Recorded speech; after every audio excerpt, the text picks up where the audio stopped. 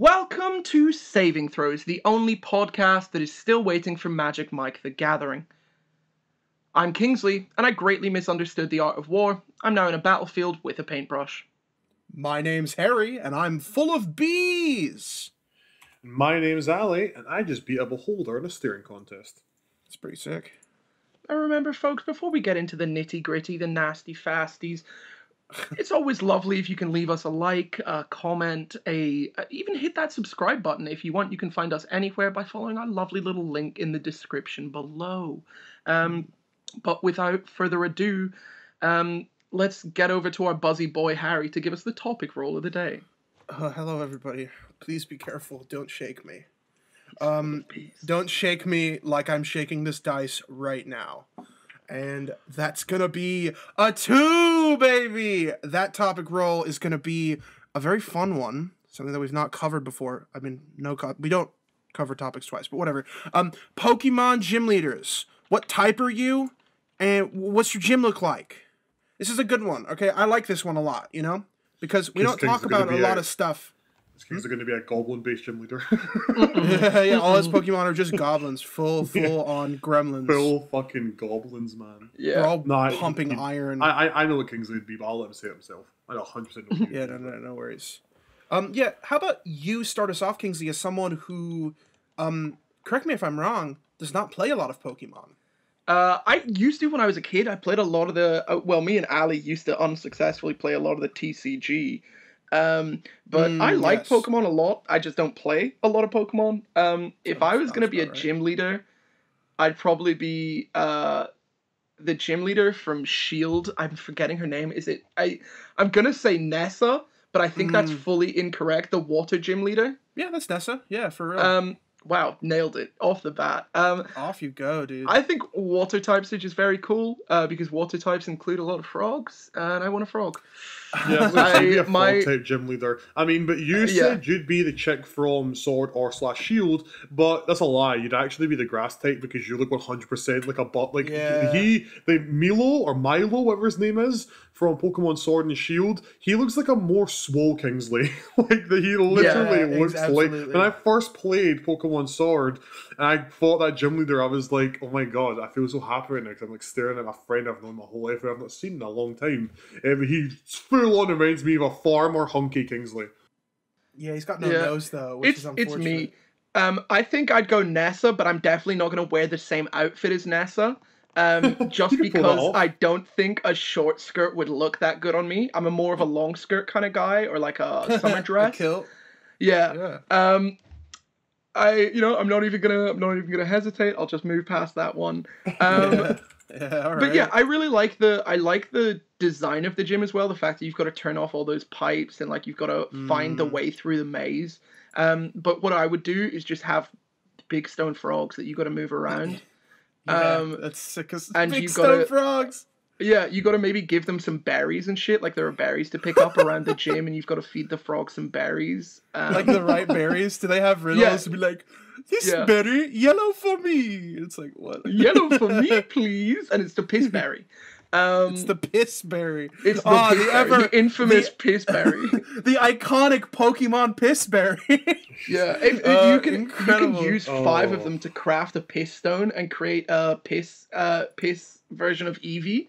It's very scary. Do not come at my baby like that. Eevee is so cute. Do not bully her like that. I'm not bullying her. I'm just expanding her options. She has too many options, man. Also, quick tiny segue. The best evolution is Umbreon. Do not fight me. It looks the coolest. True. Absolutely true. I think you're correct. Umbreon is the coolest looking one. Yeah, I also back that. Umbreon's sick as hell. We edgy boys. Yeah, saving throws. We're all for boys. Umbreon. Umbreon's the edgy anime protagonist. Yeah, we're Hot Topic, not Spencer's Gifts up in this piece. Yeah, Spencer's Gifts can leave. Mum, if you're listening, I want a Hot Topic gift card for Christmas. Spencer's Gifts, Espeon. Hot Topic, Umbreon. You heard it here first. You heard it here first, and that's information you'll need for the rest of your life. Moving on then, Harry, if you were a gym, what kind of gym leader would you be? Oh man, this one's rough because I feel like I would love to be a normal gym leader, I don't know why. I just feel like there's some fun you could have with that. I love normal types. I feel like if I'm going based off of like mechanics stuff, I would want to be like a grass gym leader or maybe like a poison type gym leader or something. But like, okay. Okay. Think about this. A gym where okay, Jeez. a full gym. We're really getting there, aren't we? Jeez. Yeah, shut up. Okay, shut. Okay, a gym where you're fully in the dark, and I ask you trivia, like really specific trivia, and if you don't get it right, a giant hammer comes out and smashes you into the ground, and you fall through the ground. Actually sounds a lot like, I don't know, because obviously you guys have played the OG games. I'm not sure if you played the remaster of the OG games, Let's Go Eevee, Let's Go Pikachu, but that's full on in Let's Go Eevee, Let's Go Pikachu, the fire gym leader, what they turn him into. He asks you Pokemon trivia, and if you get it wrong, you're full on fucked. No, this is just fun. Real life. This is just real life. Out of Pokemon Universe trivia, it's like, what is the name of Ronald Reagan's wife, Nancy? Yeah, exactly. Like, really, like, obscure shit. Obscure, like, the gym leader thinks he's really hardcore, but he always accidentally gives away the answer. Yeah. Or like, how many doors and eagles do you see in the first 45 minutes of The Shining? Yeah. How many... And then you get hit out of the window with a giant hammer. What's the total number of birds in Birdemic? Count them. Take the time now and count them. Take the time now. Yeah. I will give you 30 minutes to go watch Birdemic. It's just like the voice is very far away, and then it's right up next to you, and it says, take your time. You'll need it. You never see me. That's the whole gimmick of the gym. I never want to fight anyone with my Pokemon. I just want to kick them out. Yeah. Incredible. I think phenomenal. Love to slack. Also, the concept of, like, I don't know why, but when you said normal type, I was just like, just a regular gym with like weights and shit. Imagine someone busting open the doors, throwing out, it's like slinging Pokeballs left and right. And all these people just running and screaming because their regular, normal gym has been taken over by a kid who thinks he's facing the gym leader. And he just corners the manager who's like this scrawny little ginger kid. He's like, please, sir, take whatever you want. It's like, I want the badge. I want the badge. My abdominal muscles. Incredible. I would love to see that. I would love to go. Ali, I've done a lot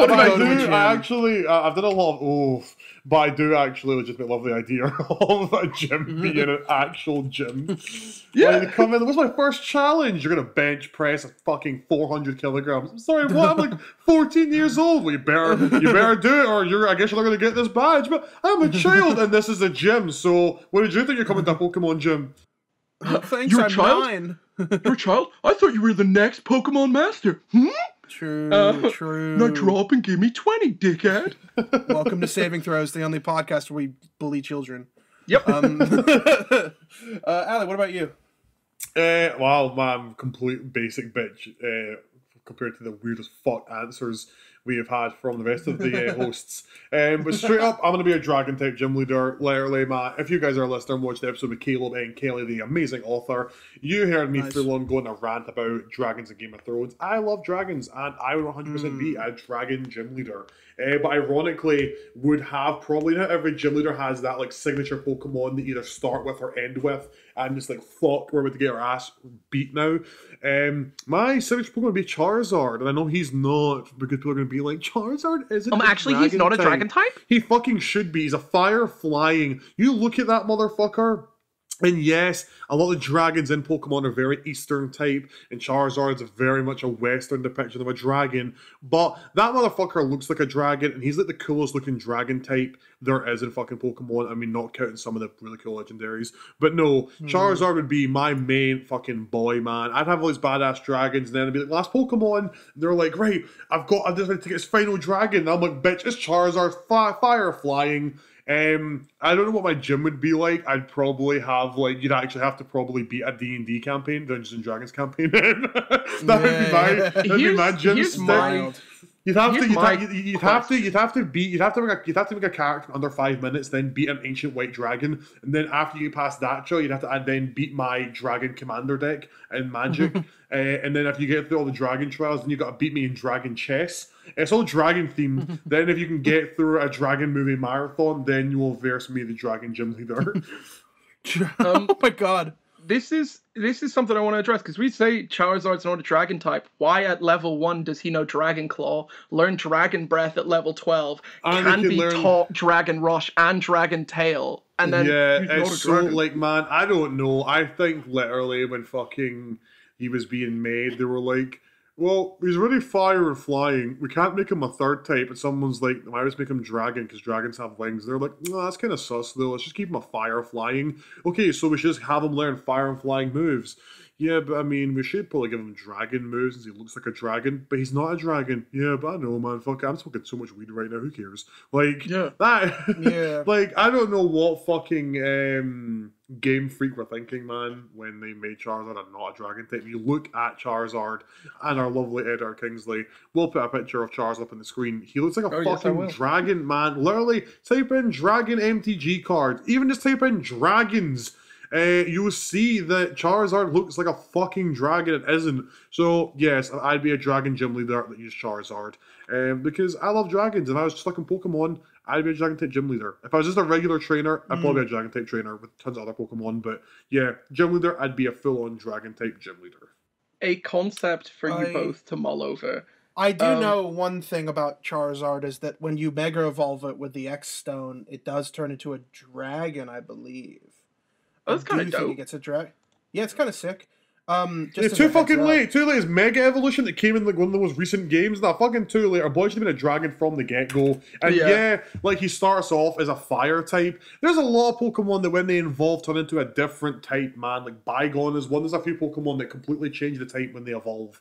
Even fucking Eevee. Look at Eevee. Eevee can have 7 different types it turns into. So I don't understand why. I mean, even if you look at Charmander, man, you could have made Charmander a dragon. Like, fuck, man. I'm ready to die on this fucking hill, man. Like, clearly I am ready to die on this fucking hill. A concept I'd like to throw out is a gym leader. I'm born ready to die. Oh my gosh. A gym leader who says they're one type. It's like, yeah, I'm the grass gym leader, but they don't use any grass Pokemon. It's all fire type and rock. And they're all they're actually a dark gym leader. Yeah. Because they're fucking liars. Yeah. Exactly. But then it's gonna be like, but then you might get your like I don't know how law works in Pokemon. I'm not sure if every gym leader agrees to be a certain type of gym, and then if you become that gym, they sue you like full on. Like there can only be one water gym. Well, I'm a lightning type gym, and then they come with fucking all these other types. And they're like, I'm actually water bitch. But I wonder if that's how it works. Because the reason I would get really confused as a kid is I don't know if anyone ever watched Pokemon Chronicles. It was like the spin-off they done, where you got to see what happened to Brock and Misty and a few others. It also went a little bit into like Gen 2 with like a Typhlosion, arguably the best Pokemon. But Pokemon Chronicles it didn't follow Ash. It followed like all the characters Ash met along the way, and it had its own self-contained episodes. The first ever episode of Pokemon Chronicles is like an hour long. It's a movie pretty much, and it doesn't follow anyone Ash ever came across, apart from if you want to count like the a million fucking twins and triplets of Nurse Joy. But Pokemon Chronicles was a spin-off thing, and I think it's the 3rd or 4th episode. It could even be like 10. I've not watched Pokemon Chronicles. I was fucking like 7. But in that, Brock comes home and he sees the Rock Gym. Looks fucking weird. And his dad's like, yeah, your mother's... Because the running gag is his mum goes through all these different phases. Like, she wants to be an artist 1 month and then a musician the next. Like, she's got all these different themes she goes through. And she's really into, like, a decorating theme. And he goes into the Rock Gym and she's got all these bright colours. And then there's actually a pool in there where the Rock Arena used to be. And he's like, what the fuck, Dad? This is a rock-type gym. Why is there water in the middle? And his dad's like, there's still rock types. So there's still like bits of boulders that are like barely sticking out the water. And it's this whole thing. And then there's this big thing where like the dad says, oh, Brock, when you gave the gym to me to go travel with Ash, me and your mum decided to co-run it and make it a rock and water gym. As a kid, I was like, But there already is a water gym, Miss. Like, the Cerulean gym is a water-type gym, and Kanto is, like, there only is a select amount of gyms. And then even as a kid, I was like, so is it only, like, are you allowed to have, like, one gym per country? Like, one type of gym? How does that work? Like, what if you wanted to open that? So, now I'm putting it forward to you guys. Do you think there's, like, some law where, like, maybe there's, like, a gym leader council where it's, like, we only have one type? Or could you full on be like, fuck it, every gym on this country is one type of gym? I think it goes up to the... wild.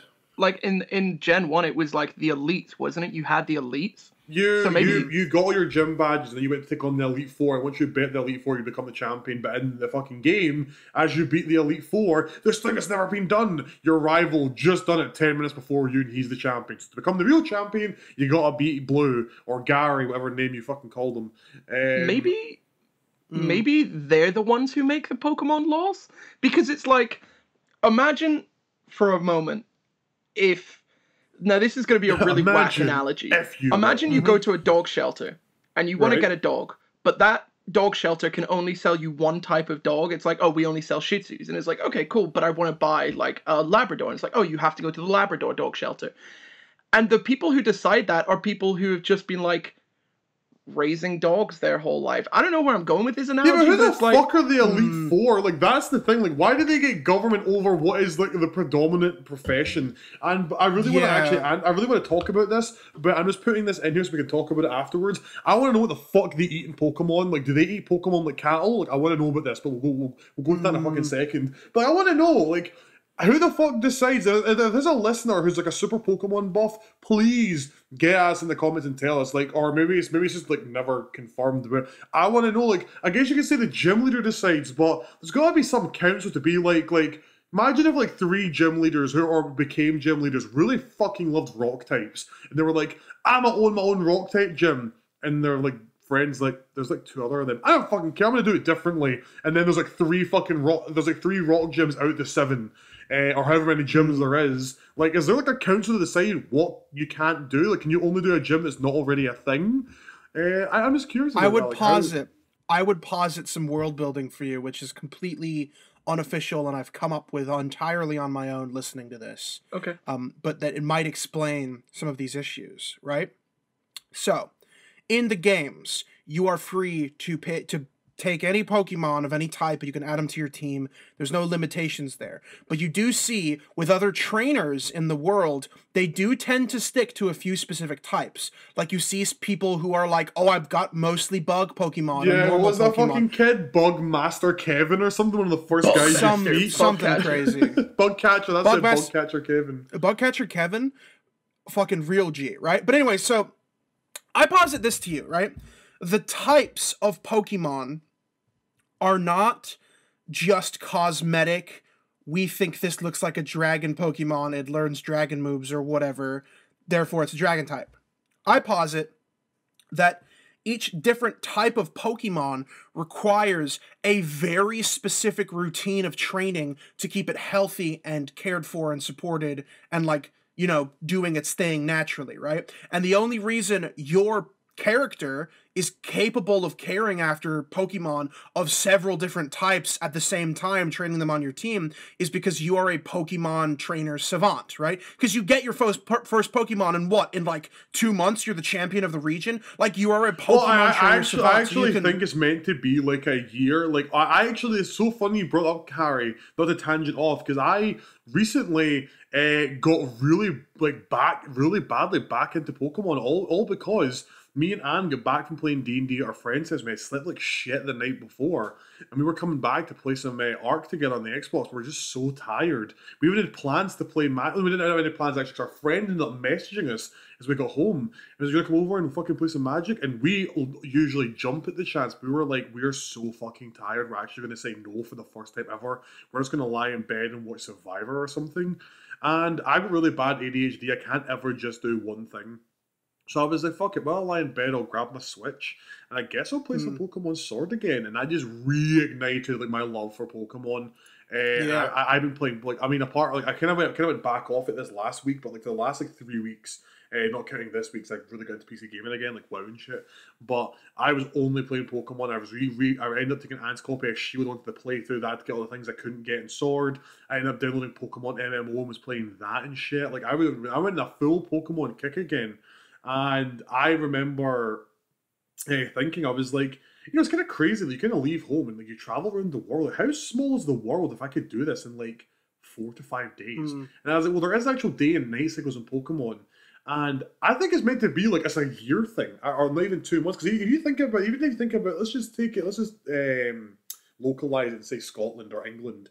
Can you imagine traveling around all of England, like looking after gyms, doing these trials, going through caves and mountains, and traveling across the land? You couldn't do that around England in 2 months. If you're doing all these gyms, you got a cab, you're doing it only on foot. I think it's like a long time these games are meant to be doing. Obviously, because it's a video game marketed at kids. And the people will be like, Pokemon's not a kid's game. It's straight up marketed at kids. I'm not saying there's anything wrong with that. I'm fucking 25 this year. And I just spent 3 weeks of my life only playing Pokemon. There's nothing wrong with it. It's just that I think it's actually to be a long time. I mean, look at I could be wrong. Again, I've not watched the series in a long time. Since I was like 8 or 9 with Kingsley. But even Ash is traveling for a long fucking time. Actually, that's probably a bad example because Ash never fucking ages. Probably a terrible he also example. travels on foot the whole time. Yeah, he does. Well, they get a bike at one point, but like, I don't think it's meant to be a couple week thing. Like, I think you're meant to be like maybe a couple years has passed before you eventually become the champion. I will say this: if it's a year, even then, if it's a year, fucking crazy. Even if it's a year, which is a relatively long amount of time, but to go from getting your first Pokemon to becoming and champion, being the champion, you're essentially a fucking prodigy. You're a prodigy. But that's what I posit in this theory is that like you are a prodigy, so you can look after a bunch of different types. But that's why people specialize. I do love that our characters are the first ones to be like, "Hey, you guys know you can catch more than one different type." Right? People are like, "Preposterous! He's a heresy! Hang him!" I've got the answers to the questions we were asking. So, the people that make the laws in Pokemon are known as the Pokemon Association. The association is a group that selects and pays the salaries of gym leaders and organizes Pokemon League competitions across the nation. The Pokemon Leagues are known as the Pokemon League conferences, but they're only tied to the anime. So that's when you see like, in the certain regions, like in Kanto, they had the Indigo Plateau Conference. In Johto, they've got the Silver Conference. All of that shit. The Pokemon Association are also the ones who made the rule, or rather the law, that a trainer can only carry 6 Pokemon. In addition to that, they're also the ones who provide Great Balls to all gym leaders. But here's the crazy thing. Going through the lore again, gym leaders can be self-appointed. They themselves can choose to create a gym and just be like, this is my gym now. But then they just like out of nowhere, they're like, this is my gym, and then somehow get all the money to build a gym, and then are just like, okay, Pokemon Association, pay me now. I think it depends on how good you are as a trainer, right? Yeah. Because if you're not holding your weight, then you're gonna get defeated. Also, can we just bring up the fact that the Pokemon Association set the law that only someone can carry 6 Pokemon, but the bad guys like Team Aqua, Team Rocket, Team Magma, they carry 6. These criminal organizations abide by the Pokemon Foundation laws. That's fucking hilarious. Like, see, because as a fucking Pokemon trainer, I think, you know how like they shrink, I'm not sure if they've retconned that, I've not watched any of the newer stuff. You know how like they're tiny, you push the button in and then they get bigger in your hand. If I was a Pokemon trainer, I'd have like fucking buccaneers of Pokeballs, man. Yeah. Let's fucking go! Like, I'd have like 20 on me all fucking times, man. If you've read the Pokemon manga, if you've read the Pokemon manga, you will they actually have an in-universe thing. It's a law that you can only carry 6, but it's not because out of like fairness. It's not because like everyone has to carry 6. If you're not, you're cheating. It's like animal abuse. It's like animal abuse because you don't physically. No one has the ability to care for and train 6 different Pokemon. Without even thinking about types, first off, because types, each one requires a different amount of care, a different type of care, different food, different diets, all that. But then outside of that, you cannot spread support and training and care over more than 6. But there is a character who is supposed to be so good at training that she can carry, like, 9+, 10+. I mean, aren't in the they, manga. like, again, because I never really look into this stuff, because that's how you go in these crazy fucking rabbit holes, like I usually do with YouTube and Wikipedias. That's how I've like read so much fucking lore and things I don't really care about anymore. But like, as far as I was aware, please correct me if I'm wrong, I thought when they're in the Pokeball, they're completely fine. They're not going to die. They're like not going to starve or anything. That's what I thought anyway. In their Pokeball, they're completely immortal.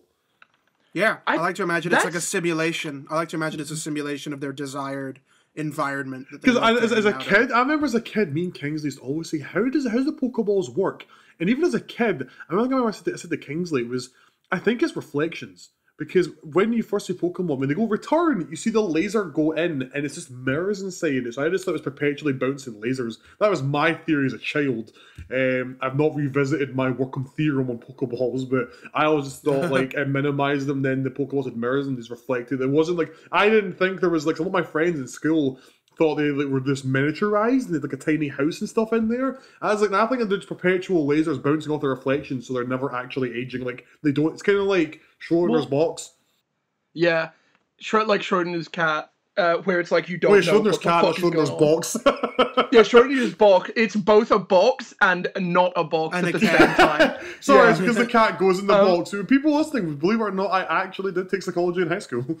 The producer of Pokemon Sun and Moon, Junichi Masuda, said that I think it's safe to say that it is very comfortable inside of a Pokeball. It's a very comfortable environment. Maybe the equivalent of a high-end suite room in a fancy hotel. That's cute! That's very so cute. Adorable. But think about how lonely it must be if like you don't use a Pokemon for like a week. Yeah. That's why you put them in the PC, bro. Yeah, but that's why. So Ash's Pikachu in Pokemon there actually Yellow isn't a PC. You find out in the fucking man. We're going so deep into Pokemon. Anytime Ash puts them in a PC, he teleports to Professor Oak where they live in his fuck off massive ranch because they go into that in Chronicles. It's crazy how much shit you retain as a child. I've not watched Chronicles in like maybe 10 to 12 years, and I distinctly remember because these two idiots from Team Rocket, and by the way, even as a kid, I would love to go back and watch Pokemon if it wasn't for even as a kid, I used to cringe so hard at Jesse and James. Like, I know kids' cartoons need comic relief, but please give us a series that doesn't have them or doesn't have any stupid comic relief, because that's why Ash always had a second friend. They were the comic relief, but like, fuck man, even as a kid, I used to cringe. Like, I used to really enjoy episodes. And I remember as like a 6-year-old, anything would go like, Jesse, James, a random part. I would be really enjoying an episode and I'd be like, oh, these guys again? Like, can we not just continue with the story? Like, these guys are so fucking lame. Like, fuck off. But sorry, that's a little tangent, Kingsley, you were saying. Yeah. In Pokemon Yellow, Pikachu hates being kept inside the Pokeball, and that's why, like, they follow you around and shit. But a lot of the Pokemon in-game are very eager to be outside of the Pokeball so that they can interact with human beings. So no matter, like, it's very comfortable inside Pokeballs, but it just means that they're not good for, like, long-term containment. And given the shit that we're going through right now, like this worldwide pandemic, you can see what isolation does to a human mind. Imagine what that does to a Pokemon. And also, another tangent, Pokemon's kept in PCs, right? How do you get them in PCs? Does that mean that a Pokeball stores a Pokemon as information? I think that's just in the video games, because again, I actually tangent off my own tangent, but in Pokemon Chronicles, what happens is it's like a little teleportation thing, and you put the Pokeball in. Either it's teleportation or it's like, you know how they used to send letters in the old days where it'd be like the kind of pipe system, you know, with all the like pipes of like letters and shit. It's either something like that or it's teleportation. Because I distinctly remember as a kid seeing a Pokeball get teleported. And usually it gets teleported too, because I remember Ash, I can't remember what episode it was, but he needs to swap out a Pokemon for a Pacific Gym, and he puts it on the PC thing. And they put it like on this kind of like little kind of pad, and you see it go like an infrared laser and vanish. And then Professor Oak on the webcam has the Pokeball. He's like, cool, I've got it. I'll now send your Pokemon over. Because then Chronicles, there's a kid coming to get his first Pokemon, And he's just giving all the Pokemon away to a new trainer, and he's like the mayor's son, so it's like a really big fucking deal. Again, it's crazy how much you retain as a kid, and I'm 25 this year, and I watched when I was like fucking 8 or 7. This kid comes, he's like, I only have Bulbasaur, and the kid's like, Bulbasaur's lame, why can't I have one of these Pokemon? And you see just a shit ton of Pokemon living on Professor Oak's huge-ass ranch. And he says, you can't have any of them. They're a different trainer's Pokemon. They were caught by a trainer called Ash. And these are all the Pokemon he's not currently using. And they have, like, just the run of the place. He's got, like, the 40 or something Tauros that Ash caught in the series. They're running around. His Bulbasaur's like a gardener. He's got like this pond for the water types. And it's like a full-on like zoo, but it's not like you can come visit it. It's where he keeps. And he says in here, I also keep other trainers' Pokemon here. So I think the PC might just be a video game thing, because in the anime we actually see that when Professor Oak receives them, he throws them out the Pokeball and they just have free reign in the place. Unless they're destructive, then they're kept in this like vault with trainers' Pokemons. With trainers' Pokeballs. But again, I think that unless they've changed it or retconned it, because I'm not sure if Chronicles is canon, you do see that the Pokemon aren't kept in a PC, they're teleported and then they have free reign on this ranch. But that, like, a Pokeball itself implies that if you can store that information and get it out at a later date, then teleportation technology could exist so easily, and why aren't you using that to cut about the regions? Why do you still have ships and shit if you can immediately transport one thing to another place? And it wouldn't make sense if it's like, oh, a Pokeball, like the technology used for that can only be used on organic matter. That's harder than doing it on inorganic matter. You should be able to teleport everywhere in Pokemon. The implications are staggering. What is warfare like? We are looking. Oh, I want to talk about that actually. Before what is warfare like? No, I want to talk about. But first of all, I want to say, as we've really deep dived into Pokemon, we're asking the Save and Throw is the only podcast that asks the real questions about Pokemon. But no, because I actually, Harry and Kingsley, you guys will remember, you guys will remember this, maybe I think it was a week ago, after I was on my massive Pokemon kick, I said, boys, I seriously want to run a Pokemon campaign, because all these questions, I don't think you guys remember I posted that in our Save and Throws Discord, I was like, guys, I want to run a fucking Pokemon campaign, and hey, maybe I'll do it after our announcement, because after our next possible show coming, but I thought about this as well, Kingsley. What is warfare like? Because if you want to give these Pokemon to fucking children, what is terrorist groups like? Actually, no, not even the question, are there terrorist groups? Because fucking full on a terrorist, anyone that causes terror, that is Team Rocket, Magma, Aqua, and any of the other ones that came in the later gens. But those guys are fucking idiots. Apart from Magma and Aqua, they actually achieved what they wanted to do. They released Kyogre and Groudon and almost ended the fucking world. Like, they actually, they done what they wanted to do. And the thing is, Team Rocket were pretty good. It was just Jesse and James that were idiots. Because anytime, if you watch any of the one-shots or spin-off stuff, Giovanni got shit done. Like, he actually got shit fucking done. Just Jesse and James with a fucking stupid comic relief. But anyway, I always wondered that, because you can see, like, Hyper Beam can destroy cities. Like, suddenly, if you guys ever go, they released it, now I might be wrong in the date, it was fairly recently, like the last 3 or 4 years, a thing called Pokemon Generations, and it was I think a 12 episode series. It only was 5 minutes an episode. I actually binged this like 2 weeks ago, the whole fucking series. And it follows like different famous points in the stories that were never really told. Because Ash is not mentioned once. Like, I think the first episode, it covers the Dragon-type gym leader. And it covers them getting all beat by the Elite Four. And it's Blue, or Gary, beating them all. And they're all shocked. And you see Red walk in, the episode ends. And the next episode is talking about like... some trainer trying to track down Raikou. They all like they're only 5 minute, or even I think they're like 4 minute 30-second episodes.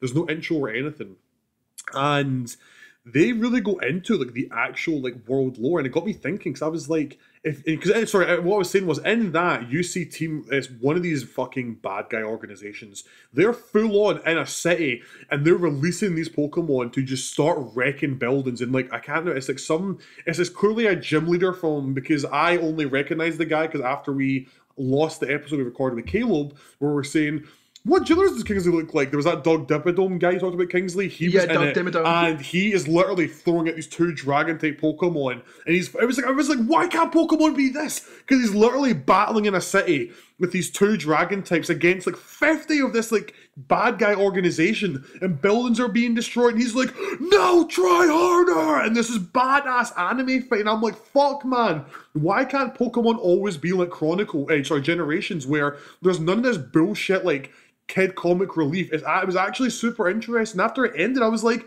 that was only 4 minutes. But you can see, like, a Pokemon that can learn Hyper Beam can destroy buildings. So what is warfare like in Pokemon? Is there, like, maybe there was a really bad war at one point, and there isn't anymore. Like, I wonder what all the time... That got me thinking about, I want to run a D&D campaign all about Pokemon, where there's gym leaders and stuff, but it's not just, like, the campiness and the kidness of Pokemon. It's actually real. Like, their army all have their own personalized Pokemon built for strict warfare.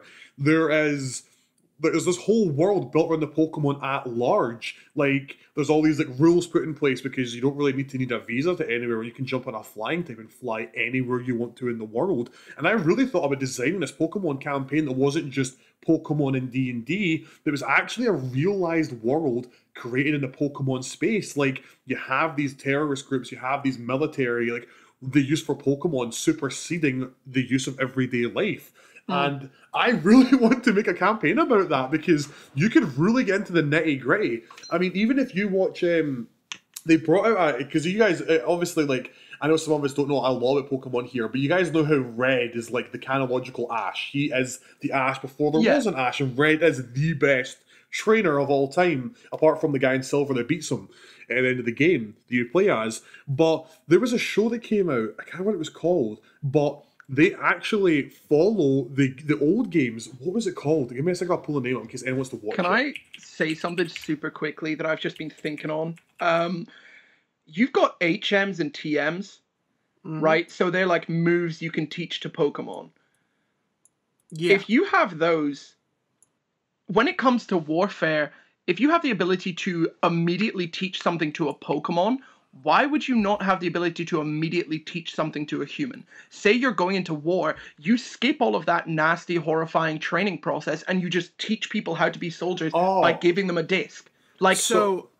To go back on what I said, it was called Pokemon Origins, and they full on followed Red and Blue, like from the old games.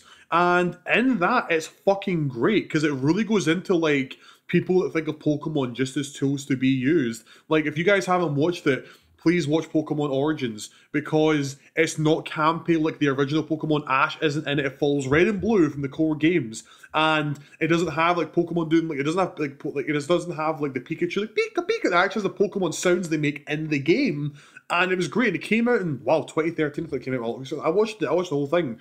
I think it's like 12 episodes or 10. It's also, because I think Pokemon are kind of steering away from Ash, because they've been releasing the last couple of years a lot of like short season things, maybe to test the waters. But like Pokemon Origins and Generations, they really go into like the nitty gritty of what being a Pokemon trainer actually is. And it's really interesting. Yeah. What I was going to say, Kingsley, your TMs and HMs, I think in the games it's shortened for convenience. But if you look at the icons of what the items are, they're like little discs. Yeah. And I actually think in universe, what that's supposed to represent is that it's like a training manual on how to do that move. And so in universe, you're literally putting on like a DVD or movie show, and you have to like, I imagine if this was real life, you would run the Pokemon through the training and like the drills to get them to know that move. It might take like a week or maybe a few days. I don't know, depending on how powerful the move is. Harry's actually correct on that, because, and it's only, I'm glad I've just watched this series in Pokemon Origins when Red beats Brock for the first time. After he beats him, he gives him the legit badge, and he gives him, because like this is the thing I love. Origins was made for people that love the games. There's no like fan service, right? There's fan service of the games. Like after you beat Brock, even like, you know, the little text on the video game that comes up. Like when it says when it was like a new episode for the location, it's all in that old Pokemon font, and it follows the Leaf Green, Fire Red, Pokemon Blue, shit like that. It follows that video game story, and Brock hands Red the TM. He's like, this is a rock slide. It's what I use. You can use this to help teach your Pokemon how to do the move that I done. And the Harry's right is he gives them this DVD. He gives them this like floppy disk type of like CD thing. I think it is pretty much like a training manual. Training manual. Yeah. I mean, yeah. Go ahead, It's Kizzy. it just. But I know why you're thinking that, universe. Kingsley, because the game we played as a kid, I know exactly why you're thinking that, because the game we played as a kid, the first games we ever played together was Fire Red and Leaf Green, and in that, when you would use a TM or HM, you'd see the disc go into their head. So I remember why you're thinking that. Yeah, man, it just really confuses me. And Pokemon, like, I understand why there's no deep lore to it. It's because if we went into the lore, we'd be talking about this shit exactly, like the warfare, the logistics. Yeah. But here's the thing: in a lot of the Pokemon games, nightmare.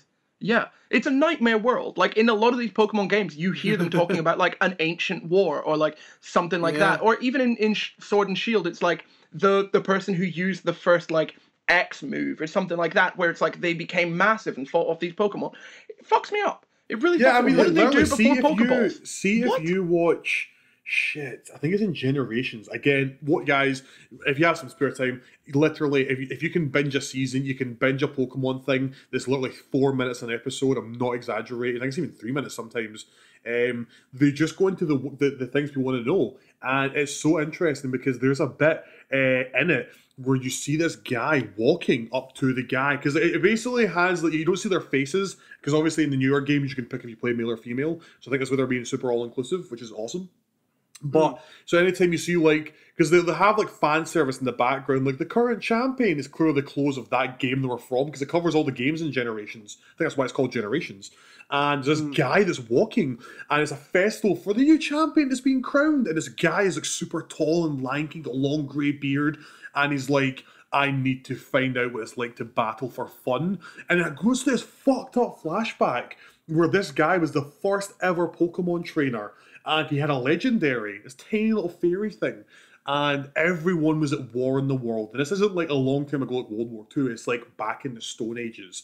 And people were, and he even says in the show, this is why like Generations is super fucking dark. Because they're like, people, because it's all got in our monologue and you're seeing like flashes on the screen of what happened. And he's like, there was this war where everyone was killing each other. People tried to work with Pokemon and people were just killing Pokemon. So this guy made a wish that sorry, it wasn't that. The guy, when he went to go try and like stop the war, his generals broke into his fucking house and killed his Pokemon because it had all this power, and it didn't actually die.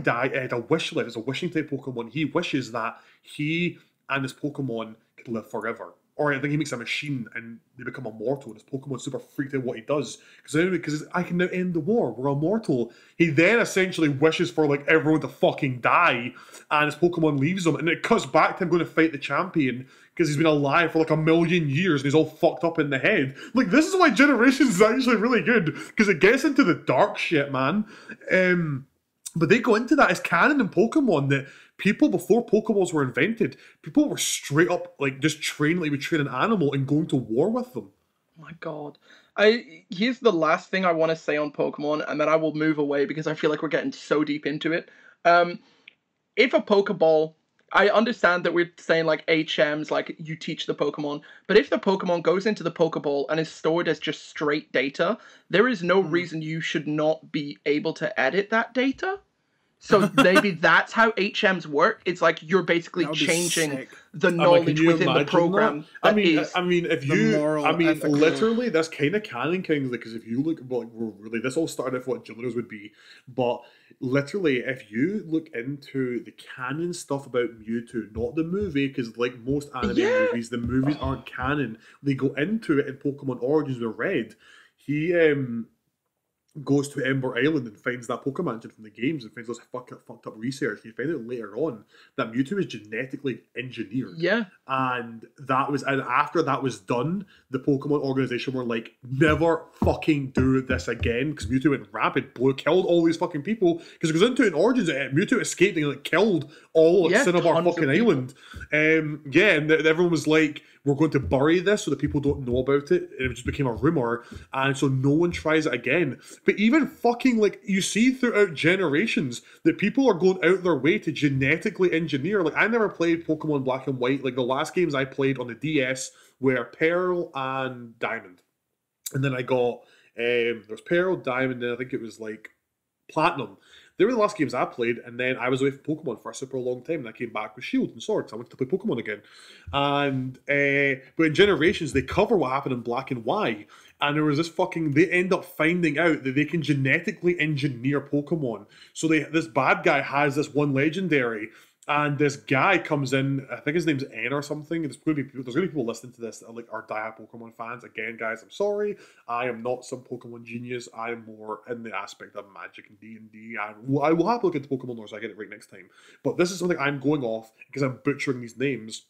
This guy called N has a legendary. This name, I can't remember his fucking name, but it's the legendary from Black and White. There's a black dragon who's white, and there's a white dragon who's black. It's super confusing. And he's got I've got this fucking legendary, I'm gonna stop you. And this guy pulls out this fucking vial, and he's like, not if I do this, and he breaks it, and he changes the genetic engineering of his fucking Pokemon and ends up fusing this fucking trainer's Pokemon with his one and genetically mutates them together. And I was like, what the fuck is going on? Yeah, well, that's what the newest mechanic in the Pokemon games is. You're just genetically altering your Pokemon with this crazy chemical. Also, with Dynamaxing and shit. Sorry, guns exist in the Pokemon world. You could fully oh, my Pokemon, and then someone just pulls out a gun and shoots it. Anyway, but I mean, but the thing is that also, I think if I was in the Pokemon world, I wouldn't be worried about guns and shit. Think about the Pokemon Onyx. It's a rock type dragon Pokemon. The thing's made of boulders. If someone pulled a gun on me, I'd be like, yo, Onyx, would it literally just break this guy into RPG pieces? Literally an RPG. Yeah, you could shoot a Pikachu very easily. That's what I'm saying. See, when you get into this, how now maybe we've got to move away from it. Maybe it's just me that finds it appealing, but how badass would it be to play in a D&D campaign that was Pokemon but realistic, where you get into the nitty-gritty? I would love to either DM, or I'd so love to play in that. How cool would that be to play in a realistic Pokemon fucking setting where you actually answer all these questions? Man, I could write a full campaign about that easily. You could write a whole fucking thesis about the moral implications. I'm gonna be real.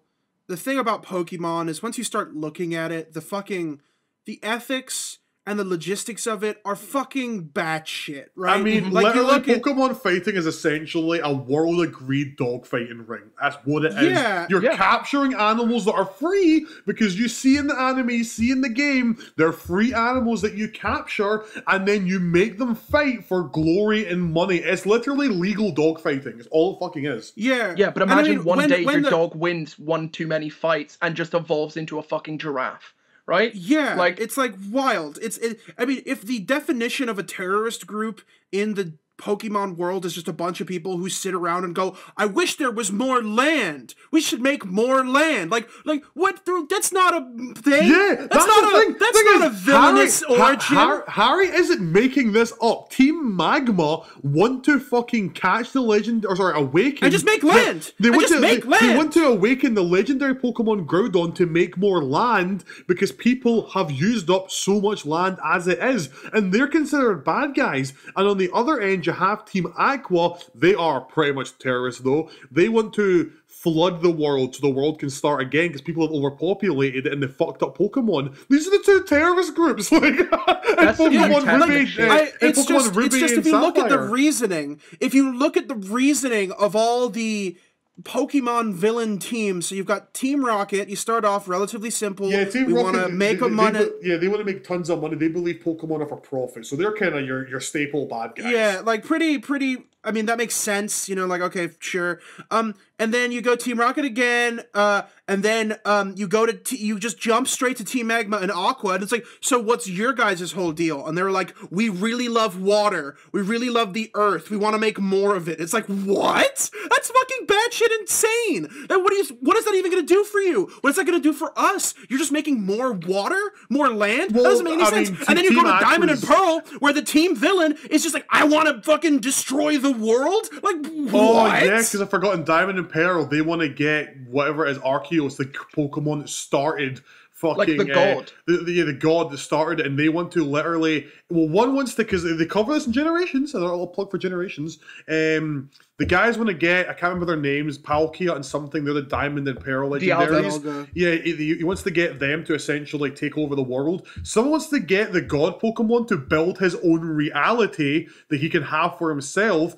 And Team Aqua, they want to literally kill everybody. They want to drown the world in water apart from themselves so they can reset the clock because they think humanity's gone too far. And on the other end of that, Team Magma, they want to create more land because humans are using too much of it. That is the bad guys. They want to create more land because people have fucked up so much of the world. But then, because they're labeled the bad guys because they don't do the research where it's like if fucking Kyogre and Groudon awaken, they will clash and destroy the world. And everyone's like, that's why they're the bad guys. But no, Team Magma are like straight up trying to preserve humanity.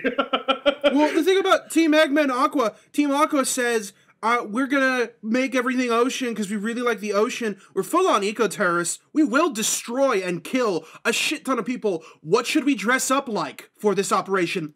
How about sailors? Let's dress up like a bunch of sailors. It's like, what? What the fuck are you? It's like if ISIS was like, let's dress up like a bunch of fucking, like, I don't know, let's dress up like fucking kangaroos because we're in the desert. We live in a desert environment. It's like, that doesn't make any fucking sense. We've got to move away. We've got to move away from Pokemon. I'm calling. I don't know, guys. I don't know.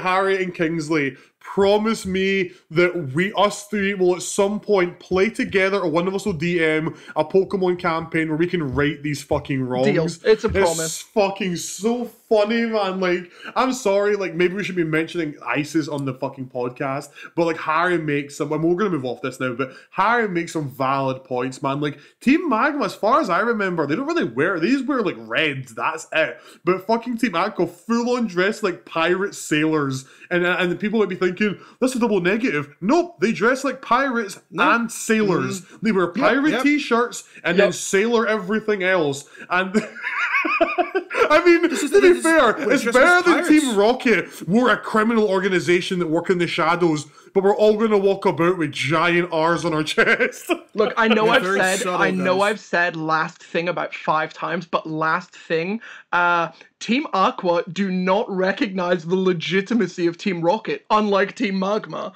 Which is also I want to just point out, which is really fucking politics. Yeah, but the funny thing is, the really funny thing is, if you guys watch Generations, I want to keep plugging it because for a series that's 14 episodes and it's only 3 minutes long, it's super informative. So close to the microphone. I know, right? Keep that in. Generations counter. But yeah, we should. But literally at the near the end, because basically, there's 2 split offs, which I don't know what one's canon. In Pokemon Origins, after Red beats Giovanni, he sees the error of his ways. And he's like, I used to actually be a Pokemon trainer who loved Pokemon. Why am I doing this crime shit? And he closes down Team Rocket because when Red beats him, he's like, here's your gym badge. And Red says, I am not accepting a gym badge from the leader of Team Rocket. He fucking turns around to his second in command and goes, get word out. Team Rocket's disbanded. And the guy's like, what? He's like, no, listen to me. Team Rocket's disbanded. And he goes, now will you accept as my gym leader? And Red accepts it. But in Generations, after Red gets his ass, after Giovanni gets his ass beat by Red, he is so angry. He fully wants to kill this kid. And he leaves and he tells his son, because Giovanni's got a son, he says, I'm going to rebuild Team Rocket better than ever. And you find out at the end of Generations, he fucking went around the world and got Team Aqua, Team Magma, Team Galaxy, and all the other fuckers from the other generations and formed this ultimate terrorist group, and their whole plan's to destroy and take over the world. Like, I'm going to say it one last time. Wild. Generations is fucking a trip, man. You go into it thinking, oh, it's going to be campy Pokemon. They get into some, like, dark shit, man. Harry, wild. Get your dice ready. I'm about to tell you what Team Rocket stands for, and this is confirmed. This is what Giovanni calls Team Rocket in the Pokemon Adventures manga. It's not just Team Rocket. It stands for Raid on the City, Knockout, Evil Tusks. And with that, that's confirmed, that's lore. I think I had a stroke. With that, we're rolling. TM04 rollout. Oh my god! If you guys, Oh before we completely switch topic, baby, if you guys want to see us play in a Pokemon campaign, please let us know in the comments. Yeah, do let us know if you want us to play a Pokemon campaign. Alright, we just rolled an 8, which is the truth about morality in D&D 5e. Oh my god, this is going to be a fucking dark-ass episode. Yeah, is that... I'm assuming that's like alignments? Is that what we're talking about? Yeah, dude, we're talking about alignments. I think it's alignments, but... do you mean if I guys take this one? You dive into it, because I know you handle, like, morality in a very interesting way. Yeah, I mean, morality, you could look at this, we're completely switching topics, but also staying on topics with morality, fucking hell. But morality, because I think I actually put that in the topic rules, we were deciding to add new rules to it, and morality isn't just alignment, it is morality, the fucking definition of morality. Now, I handled, one thing that actually drew me to D&D originally, well, the first thing that drew me was you can do anything you want in the game. Within reason, you can do anything you fucking want. I love that. I like shiny plastic rocks. But one thing that when I went about DMing my world, and King is able to talk a bit more on this, because him as a player, maybe I should reword it, him as a character, because his character actually realized that they aren't the fucking heroes. They have done some fucked up shit. And it was really interesting to DM to watch my party realize that just because they're adventurers doesn't mean that their war crimes are totally fucking forgiven. Yeah. But one thing I love about DMing, now don't get me wrong, there's going to be probably a few DMs out there, and this is totally okay, that want to run a clear good versus evil, black and white. But if you really look at D&D, there isn't good and there isn't evil. It is so much fucking grey, and that's what's so interesting about it. Now, you do get things that are lore-wise strictly evil, like hags. Demons. Hags and demons, they are evil. Like, if you even read the hag definition in the Monster Manual or the wikis, hags are born from fucking evil. They are evil incarnate. But even the leader of the 9 hells, Asmodeus, isn't even that evil. Now, he's kind of hard to talk about because through the different editions, his lore has been redone, molded, changed, whatever you have it. But I'm going to pick from a different piece of lore where Asmodeus used to originally work for the Seven Heavens. And his job was to fight on the front lines against demons. That was the biggest problem. There was no Baitor, or there kind of was Baitor. Again, there's so many different versions of this because they've redone it so many times, and I've read all of them because I love it. There's in-lore reasons for Asmodeus doing this. And Asmodeus, essentially from the heavens, took on the role of fighting the demons in the front lines. And because they fought so much, this is one of it, because I was going to go, actually, if you look at it, Asmodeus' lore and origin has been redone more times than the fucking Joker from DC Comics. Yeah. But one of the original ones was the angels he took to go fight the demons, because they fought so long in fucking Baitor, they became molded and scarred. Their wings, they lost their feathers, they became more fanged and gnarled. Their bodies became scarred because they were fighting in these horrible regions. And then when they came back to the Seven Heavens, the other angels were like, oh, you guys are fucking disgusting, leave. And they took over Baitor as refugees. Now, Asmodeus is depicted as he's D&D's version, for those who are unsavvy with Dungeons and Dragons. Asmodeus is essentially D&D's version of the devil. He's the ruler of the 9 hells. He essentially, with all the other angels that were fucking battle scarred and were crippled from war, were essentially told, no, you're not back in heavens because of the way you look, and they escaped as refugees. This is meant to be the devil, not actually that bad a guy. But that's kind of off a little tangent apart of like morality, because in D&D there is no good and there isn't really any bad, because everything's great. Now, my party that I DM, they were in the woods, and they had been basically told by these farmers that they were being raided by goblins. And one of the party members asked, how many have been killed? And the farmer said, oh, none. They've just stolen a lot of our crops, our stuff for the winter that's coming. And the party were like, that's terrible, we will avenge this. And my party went out and fucked up these goblins so bad. Now, my party were all like level 7 at the time, and goblins were like CR half, or I think they're CR 1. But the party fucked them up. And one goblin straight up was begging for his life, and the party were like, look at a load of this fucking goblin, and killed him. And then there was one that was left in the bodies, and they were like, fucking keep him alive, we'll get him for questions and find out where the rest of them are. And he was like, I don't want to die, I really don't want to die. And the party, and I think it was Kingsley's character, was like, then if you tell us, we won't kill you, we'll spare you, sell out the others. He told them in the party because of, planning it, action economy, got a surprise round, and he massacred all these goblins. And then the party turned back to the goblin and were like, right, you can go back home. And the goblin was like, I don't have a home. And they're like, oh, yeah, nomad? He's like, no, you just killed my brother, my father, you killed them all. And the druid to the group is like, you guys are evil. And they're like, why were you doing this? And the goblin was like, we needed food for the winter that's coming. It's the first winter in 4 years is coming and we need to be ready. But you stole it. And the goblin even said, but we didn't kill. We stole what we needed. Those farmers still had grain left. We didn't take everything. We took what we needed. And the party were like, shit, the farmer even said they didn't steal everything. They just stole a couple bags that was annoying for business. Annoying for business. And the party were like, he's probably lying. Let's go track down this hag and tell her we killed all your fucking goblins. So the party get the hag. Then the hag full on knew they were coming. The party was standing outside her fucking house, or her den, I guess. They turned around, the hag was sitting in the chair behind them. And they were like, and then the druid was like, I'm going to kill you because you're bad and you've done terrible things and you eat children. And the hag was like, yeah, that's pretty much it. I'm not going to lie and say there was some reason for it. But also, I never stole these children. Their parents gave them to me willingly for wishes. So who am I to say that I'm evil for making a fair trade? But you can't eat children. Why can't I? Who makes up the rules?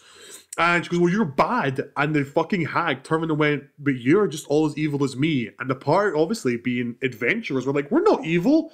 And the hag was like, so all the goblins that you killed, all my minions, you killed goblins because they wanted food so they wouldn't die in the winter. What about that is evil? And I literally watched all my party be like, holy fucking shit. We essentially just committed genocide in they full on wiped out a goblin clan that was generations old. They brutally murdered them just because they wanted to live. They all made insight checks and they all passed and they all found out the goblin wasn't lying. The goblin just stole enough food for the winter. They didn't steal all the food. They just stole enough food that would get them by the winter because it'd be too cold to go hunting and all the animals were hibernating. And the party realized that they're not the good guys. Sometimes they are, but just because something's a different race than you or different alignment than you doesn't mean they're evil. They full on killed 50 goblins that were just trying to make it through the winter, and the party had that moment of being like, holy shit. And that's the good thing about D&D, is it's just because they're a goblin, something that's depicted as evil, they aren't all evil. Like, D&D for me isn't black and white. There's so much fucking grey in there because even look at the alignments. Lawfully good. You would think, well, they only do good things. A lawfully good character will blow up a city to kill one bad guy, killing thousands. And if you say to them, why did you do that? Because that had to be done. We've now taken care for the greater good. Yeah, for the greater good. But you just killed 1,000 civilians. But I also killed the bad guy, so what's the problem here? And that's lawfully good. That's the alignment that says you're only good, but they're always for the greater good. You can even get things that are lawfully evil. I play a lawfully evil character in my fiance's campaign, and he's not like blowing up orphanages and he's not doing this crazy shit. He works by a code. He's just deemed as lawful evil because he doesn't care about his common man. He wants to be the most powerful mage in the world and wants to have a seat carved out for him in the very end. But he's lawful evil. He doesn't just kill people. That's why I think D&D is so fascinating, because either you're following a module or you're making your own homebrew world.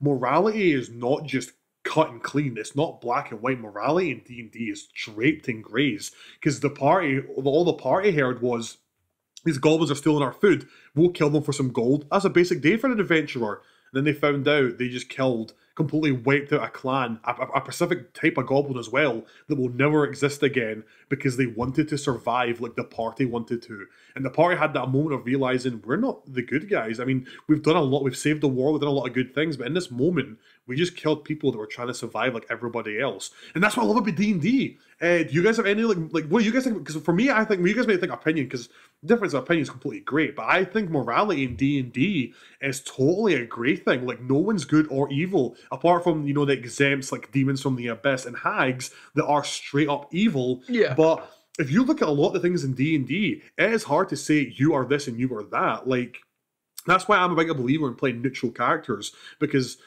I think that's like the most truest way to live in D&D is to be neutral. Like, there isn't a clear depiction of good and evil. Like, it's all about, I think, perception, because the king could say, yes, there's a group of bandits on the outskirts that are planning to raid my town. I need you to go stop them. They could get there, kill everybody, and then question the survivor and go, we're the resistance. We're trying to take down a king who's taxing us, and the people are starving. And you're like, shit, we were just told you guys were evil and killed all of you. No, we're the good guys, and we're trying to stop an evil king. And that's what's but then so that's subjective to them. Yeah, exactly. That's subjective to them as well. That's subjective. Everyone's good and everyone's bad. Like, I can't remember. It was... until you take action, up until the moment you take action, your first action as a character, you are inherently neutral. Yeah, you might have a idea of how you react to a situation, but up until you take action, you are a neutral character. The one thing for me, I think you're right in the term that D&D is very grey, and I think that's the current, like, the zeitgeist in D&D is that morality, yes, we have, like, these morals we subscribe to, but it's all a very grey thing. The weird thing for me is that there's a creature called the Rakshasa, which is, it looks like a tiger tabaxi, but the main difference is that its hands are inverted, so, like, its palms are on the outside. A Rakshasa can only be damaged by a creature that is good. And it can only be damaged by a good creature. But then you call into, like, it's like, okay, if I've just saved a village, but my life, like, a lot of my life, I've been doing bad, am I a good character? Can I damage this Rakshasa? You just don't know. Like, morality is very weird in D&D. But again, there are things like the Inevitables, or the Modrons. The Modrons are the true, in the Forgotten Realms at least, they are the bearers of true neutrality. They were called in between Asmodeus and the Celestials to be an impartial party. When it comes to, like, Celestial, I think it's much harder as a person who lives on the material plane to have a true morality and to have a true alignment than it is for the Celestials outside of the material plane, or the devils or the demons to have an alignment. So it's much easier. The bigger you are, or the more important you are, the easier it is to have an actual alignment, because you're making big choices and you're making big moves rather than your day-to-day, like, I need to eat, I'll steal a loaf of bread to feed my family. That is a neutral action. Like, there's a quote from, I think, one of the best animes ever made. It's called Fate Zero. I love the Fate series, but there's a quote from a character in that called Kisagaya. And Kisagaya Emi, I think his name is. And he's a quote in it. And I saved to one of my characters' boards, because I play a very neutral character called Matthew Crow. I play him in Kingsley. He's a very neutral character. And there's a quote I saved for him in here that reads, "They call certain methods of fighting good and others evil, acting if there was some nobility to the battlefield. Such illusions perpetrated by heroes throughout history have led countless young men to their bloody deaths, all for the sake of valor and glory." I think that's a very good statement about that. It's like, go and fight for your king and your country and die to defend against the horde that's coming against the invading nation, and it's a war between, we have to save ourselves. And it's like, that guy's sending young men to go fucking die. It's very good. There's a great poem by one of the great war poets, I believe it's Wilfred Owen, where he literally says, "Dulce decorum est pro patria mori," which means how sweet and just to die for one's country.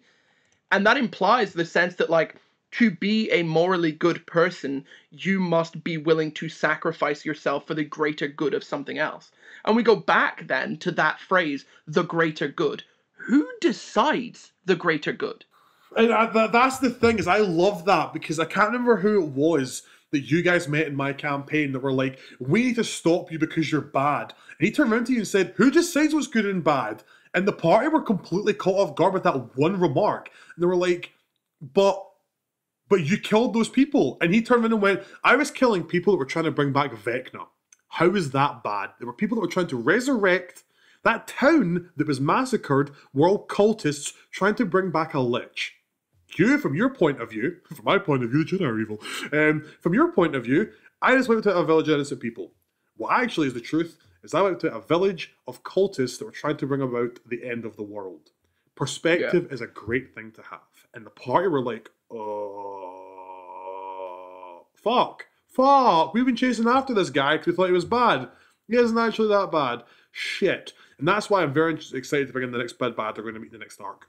Yeah. Sorry, I say the next big bad. They've not had a big bad yet.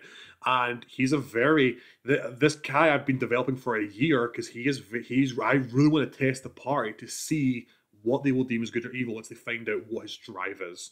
And that is just what's so interesting about morality. Don't get me wrong, it can be fun. I played in a campaign where it's, you must stop the bad guy, you are heroes. And that's totally okay. But for me as a DM, I jive more with and draw more from a world where morality isn't questioned. Who decides who's good? Who decides who's bad? You know what I mean? Like, who decides that you fucking can't do this and can't do it? Like, why is this act evil, but doing this act from a different walk of life is good? And that's what I think makes D&D such an amazing world to sink your feet into. Yeah. Because morality is such a big thing about D&D. And again, I've already repeated it, but yeah, you can say, well, no, if you're trying to stop the evil Lich King and that's your whole goal, then no, it's very cut and dry. But there's a lot of DMs out there that Harry's one of them, I know Kingsley's one of them, that when you present a certain thing, like for example, Kingsley's campaign, my character is a druid who lost the woods. He's essentially an eco-terrorist. We're going to call him what he is here as an eco-terrorist. But when he caught up to one of the guys that played a small part in wiping out a neighboring clan, not his clan, he was like, "Why the fuck did you do it?" And he was like, "Why did you kill all them?" And the guy was like, "I didn't do anything wrong. Progress is what drives humanity, and we need to be progressing. We can't all live in the sand and in the woods. We need to have industry. We need to initialize and vitalize the world." That guy's point of view, him massacring a bunch of natives was okay because it's for the progress of his race, the humans. And that was a guy who my character was like, "You're fucking evil, I'm gonna hunt you." Don't get me wrong, it wasn't like he said that answer. My character was like, "Oh, okay, cool." No, my character fucking killed him right there and then. But from his point of view, he was like, "I'm doing this for progress because I want to make sure my race is on top." But that's what I mean. Like, that guy was like, who thinks that's bad? Me wanting to preserve and make sure my race advances? How is that evil? And that's what's so interesting about morality in this world is you as a DM get to set what's good and bad, but it's more fun to leave it blank and let the players trudge through the mud. In my campaign, I do have a very clear image of like, it's very weird because it is you guys are aligned with one of the factions known as the Feynman Brotherhood, who are essentially a mix mash of the natives and other settlements that abandoned their colonial overlords, essentially. The guys that you hate are called the Asri Dominion. And the Asri Dominion essentially are a mix-up of the Roman Empire and like colonialism in general. But they are dedicated towards the betterment of art, right? That is their whole thing. They care about every single form of art, and their main driving goal is perfection. And they consider warfare to be a form of art the same as weaving or pottery. And all of these people, like great generals and great potters, are held in the exact same esteem because it is someone who has perfected their art. There is no evil in their society.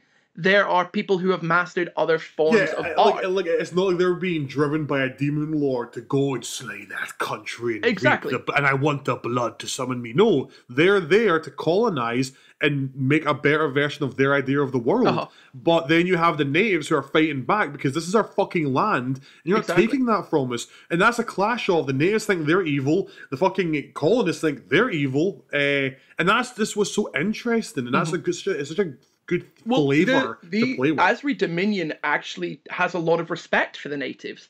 And the whole Asri Dominion, we can reach perfection by unifying, whether we have to do that through the art of diplomacy or the art of warfare. And it's not evil until you get down to the specifics, until you get down to the individuals, people who do bargains in the dark, people who, whisper milk and honey into other people's ears just to make them think a certain way. And like I said before, morality only comes into question when you question the individual. Not, in general, but like if you look at an organization, you could have an organization that is inherently evil, but when you blow it up on a bigger scale, you take everything into a point of view, then you can say, okay, this is lawfully good, this is lawfully evil. So it's like when you look at things on the bigger scale, morality becomes more obvious, whereas when you look at it on a smaller scale, morality is very gray. Yeah. What about you, Harry? How do you run morality? It's a big question for me, right? Because morality, right, is the idea of an alignment system. I feel like we are slowly moving away from it in D&D 5e. It's still there. It's still tangible. It exists in like the cosmology of the world. And it has mechanical benefits. And it has mechanical benefits, and we make reference to those, but we're sort of moving more into kind of like the bonds, flaws, ideals, when in like a personal, sort of on a personal level of that. Because, again, a character can be lawful good and chaotic good in the same session. It's all context, it's all cultural. What one culture might deem to be lawful evil or chaotic evil or even just evil or neutral evil could be good for another community. So it really is all about like the cultural stuff that you take into account on that. Now, when we're just talking about the idea of morality in D&D, right? There is so I love gray morality. I love playing with morality. I love turning to the players and going like, this thing that you thought was true and real and you thought you'd all figured out, actually there's much deeper, there's so many more facets to it. There's so many more things that you have to discover about this. It's not just one thing. Just like how cultures and people and organizations aren't just one thing. They're not just one person. They're not just one idea. They're like a bunch of ideas under a single umbrella. I love doing that to players and having them explore what that means for their character, if it's something that they care about, and kind of subverting those things. Now, this is a while back. This was a few years ago. I remember I was playing in a campaign, and like, I was playing a lawful good paladin. I was the most paladin-y paladin that had ever paladin before in the world. And we fought a fucking skeleton guy, I don't fucking know, right? And at the end of the session, we just beat a bunch of undead, and the DM tried to spin it like, was it really right for you guys to kill Johnson Baby Eater, even though you didn't know how many babies he had eaten? Not exactly, but like try to pull this like bullshit on. It's like, oh, it's actually morally gray because you killed the bad guy. It's like, dude, he ate babies. Like, what do you want from me? Like, I'm a paladin. It's like, how could you kill a living being? It's like, dude, first off, he's a skeleton, technically not living. Second off, he ate babies. What do you want from me? But like, I think when played right, morality can be such an interesting space to run through. But I always feel like with the advent of like Game of Thrones and Witcher, it's like it's fun and cool to explore. Like, what if like there is an innate evil? Game of Thrones does that so well, where like everyone thinks they're doing good, but there's like Game of Thrones is interesting of like.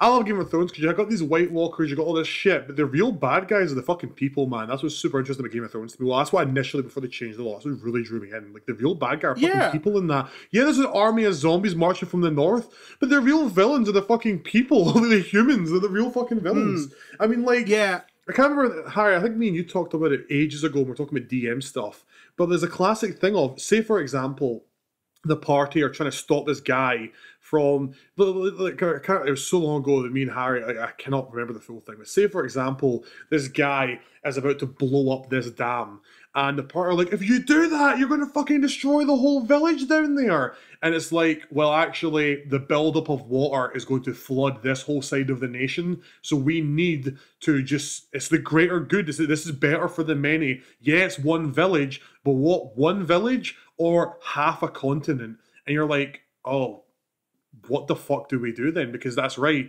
those people down there have a right to live, but are you going to spare them and say fuck the other half of the world? Or are you going to let this happen? And it's things like that that are really just like, that pull, like, kind of like a tug of war from either side.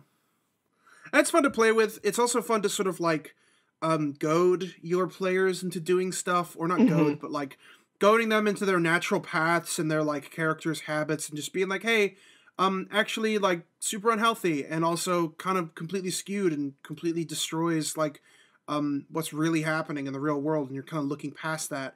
But I mean, it's something that I've seen often with like the advent of Witcher and Game of Thrones, of like this idea of there's an inherent evil within people.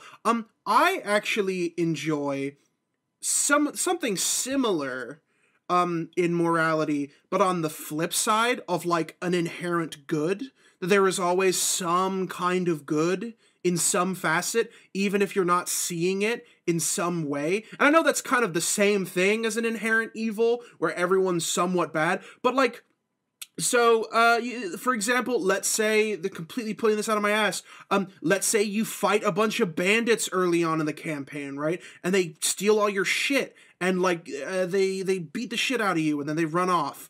And you're like, dang, those fucking bandits, those guys are assholes. And then a few adventures down the line, you find the encampment of the bandits, or an encampment aligned with the bandits. And you're like, oh, these guys are assholes, and you sneak in. And it's just a town. It's just a full fucking town, and these are normal fucking people, and they've aligned themselves with this bandit faction. And yes, they do raids. Yes, they steal from people. But you go in there, and you're like, oh, these are normal people living normal lives. Yeah. Just like how we have been doing that. Now, to bring this into sort of a weeby territory, spoilers for season 3-ish, 3 and 4, not major spoilers, of Attack on Titan, but this entire time, you think of they're showing you this invisible enemy who's breaching your lines and killing your comrades and all this stuff. Titans.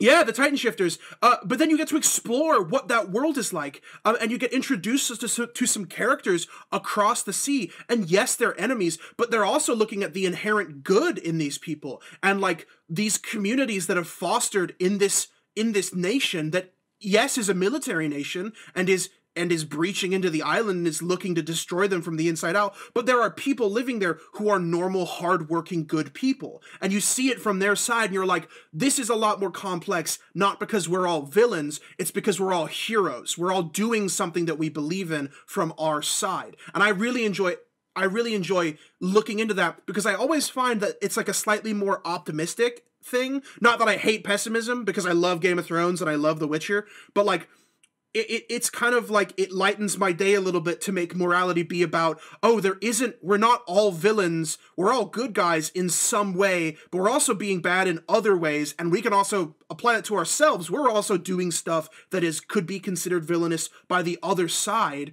but they're also doing stuff that we might consider to be heroic on the other side. My villain is doing that. You even see that a little bit in Avatar with Jet when he was to flood that Fire Nation town. Yeah. This is the town of like people. There's no Fire Nation army there. And Jet's exactly. I want to get revenge for the Fire Nation killing my fucking family, so I'm going to flood this town. It's like, but that's not a Fire Nation base. It's a name, it's a town the Fire Nation owns, but it's just farmers down there. Like, you're killing a bunch of people, that played no part in killing your family. And just to go on a different spectrum of this, Kingsley's character in my campaign, he viewed, and I love this because I was such an interesting character Kingsley created.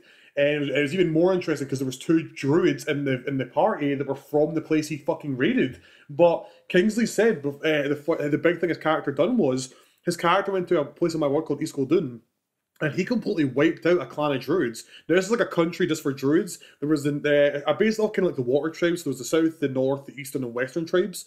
And his character, Morris, went and killed everybody in the eastern tribe, because when his dad went to the eastern tribe, his mother was killed by a druid.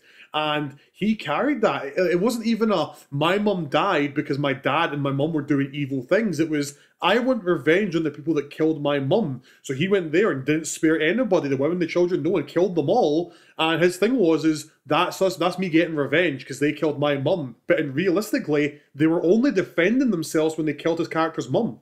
Like, they were only defending themselves. But his character was like, no, you killed my fucking mum. So now that I'm actually older and I'm a man now, I'm going to go kill all of you because I'm getting revenge. But when you really look at it, is no, your mum and dad invaded their little fucking hamlet. They defended themselves and your mum died trying to commit a war crime. And you went back for revenge for them defending themselves? Because in his eyes, they were evil for killing his mother. But realistically, they just defended themselves. Because of the morality of how I was raised. My character was raised on a pirate ship. Was raised as a pirate. The only life I knew was that life. And it's very cool for me as a player to have a character that understands that they did wrong. now I had at one point 2 people from Escaldoon on my ship. I got to know them not just as the entity, the people that killed my mother, but as actual singular people. And I saw the good that they could do. And now I think my character Mortis has a lot of regrets in life, but it's not so much a regret as it is a realization. I play a very neutral character, and it was something that benefited my character, so I did it. But now it's just coming to terms with, like, I'm doing all of this shit. I'm pretending to be a hero. I'm not a hero. I'm just a man with a ship and a crew. Yeah, absolutely. And I mean, this is something that I really love with D&D. And I don't know if I harp about this too much or whatever. I love seeing a concept, whether that is a character, a faction, an entity that I've brought into the story, an artifact, what have you, whatever. I love to see it evolve beyond my own hands, right?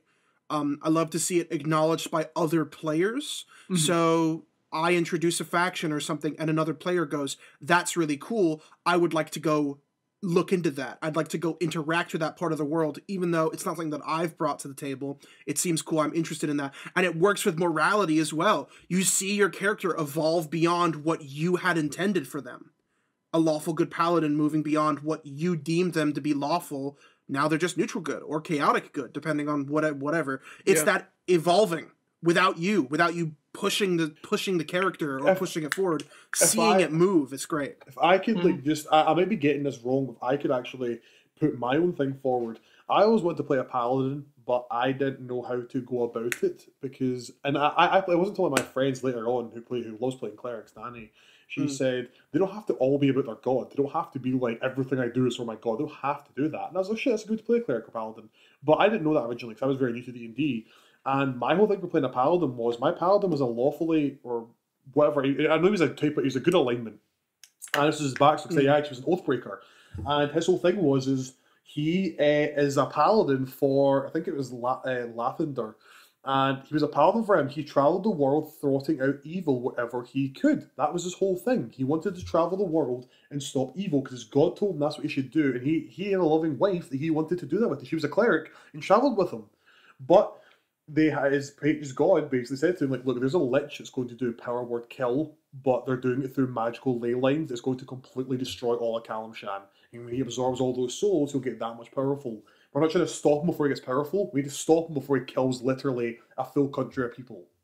So, my character was like, and this is all backstory, this wasn't like in the table. My character was like, we need to fucking get there and stop him. Like, also, Kalimshan was where my character grew up. So he rushed there to stop this ritual, and after he fucking felled the lich, they were like, what? And then the ritual was still active. And he was like, how do we stop it before it goes off? And through divination, the god told them, this can only be done by sacrifice. And he was like, okay, I will do this then. I will jump on this sword. But his wife done it before he could. And she jumped into the circle and took the blast herself, saving this world. And Alex was devastated with that. He just lost his fucking wife, who he'd been traveling with for years, thwarting evil. They just get married. And he ended up doing research because, you know, like guilt, you couldn't deal with it, so he went to break down every part of it to figure out what could have been done differently. He done tons of research, and he found out the ritual could only work the sacrifice if 2 lives were given, and he didn't understand how 2 lives were given.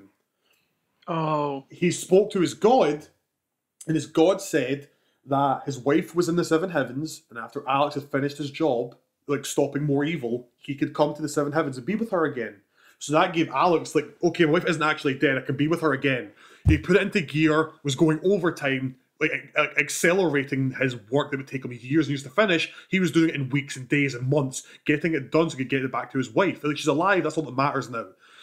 And after one of the mages got back to him and said, I looked into this ritual, and it required 2 lives, but it wasn't just a killing spell. It absorbed their very soul.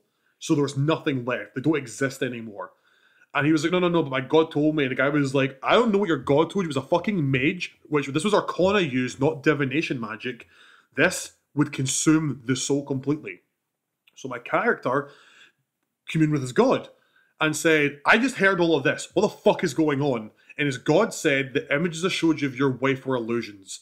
I wanted you to keep doing what was good because it benefited the greater good. Your wife is gone. She doesn't exist, so her soul is not in the seven heavens. That ritual consumed her on the molecular level, and her soul was shattered into pieces, so there was no afterlife for her. And my paladin was outraged. He was like, how? You lied? Why did you lie? Like, you had me on this fucking rope, making me think I was going to see my wife again. And the god was like, because you were doing service for the greater good. You were defending people that couldn't defend themselves. And then he realized that everything came into focus, that the ritual could only be completed if two bodies were given. His wife that he didn't know about, but his god knew his wife was pregnant when she died. And he lost his unborn child and his wife. In that very moment, my paladin broke his oath and put a declaration down. As he broke his old oath and became an oath breaker, his new oath was he would destroy everything that God cared about in the seven heavens themselves. And that was my character's drive, was to destroy Mount Celestia and make the gods regret that they ever gave him power in the first place as a paladin. And that was what I played, an Oathbreaker, someone who only cared about the good, the greater good, and defending the world from evil. But when the greater good was turned on him and his wife and child died for the greater good, that was where everything, the fucking collar was snapped, and there was no holds barred, a line in the sand was drawn, and his only goal, complete alignment shift, his only goal was, fuck the greater good, fuck morality, I'm going to kill anything this god cares about, all his shrines, all his churches, and then I'm going to find a way to get to the seven heavens and destroy every god I can get my hands on. And that was just a complete morality shift because he lived by in service for the greater good. But the minute his wife and child died for the greater good, it was no longer okay. And I think it's a fun thing to play on. You can, I guess, in a way, you can judge morality by what a character is willing to sacrifice. If you're a lawful good character, you will not, like, you will only sacrifice yourself. You get what I mean? You will fight until the bitter end so you don't have to sacrifice another life. If you're a neutral character, you're willing to sacrifice whatever you need to. If you're a lawful evil character, you will sacrifice anything but anything that will further your goals. Yeah, because Alex was like, I'll jump on this fucking ritual and die. That's fine by me. And the minute his wife done it, the goal was still achieved. The day was still saved. The day was won. Millions of people were going to live because of that. But because it was his wife and his child, that was not okay. And that was enough to make him dead. That was enough for him to declare a war on the very gods he lived in service of. He was an orphan that was given to the church. His whole life was about religion. And with that one thing, that one factor, because if it was him, business as usual. But the one factor of it not being him and it being his wife and child, that was enough to put him overboard and say, fuck this, I'm killing the very gods that I've been in service for my whole life. Yeah. Yeah, absolutely. Yeah, I mean, morality is so great, it's so fluid, it's different for everyone. And even D&D notes this, you know, with flaws, bonds, ideals moving into that territory. Very, very unique, very, very personal. It can be personal to the player, it can be personal to the character, it can be personal to the DM, you know? It's all these are factors. All these are factors. Yeah, it all comes together. We really got deep after talking about, you know, how to use terrorism and the dogfighting with the Pokemon. We really switched gears and went very deep and philosophical. Yeah. But hey, that's why you guys listen to fucking saving throws, isn't it, man? You don't know what you're going to get with us. Our topics are random. And sure as hell, you know, we are as well. Like, that is just how it fucking goes with us, man. I think that's why people might find us appealing. Or people might fucking hate us. Who knows? Yeah, we live on the internet. And with that, I think that's a really good place to end it, don't you think, boys? Yeah. Yeah, I think that is a great place to end it. Thank you, of course, everybody, for tuning in. Again, please don't forget to leave a like, share, subscribe. That one little click, you would not believe how much it helps us out. It really does help us. Thank you for listening, everybody. And if you don't tune in next time or do the things I just said, we will convince your big bad to become a good guy. See you next time. Bye-bye.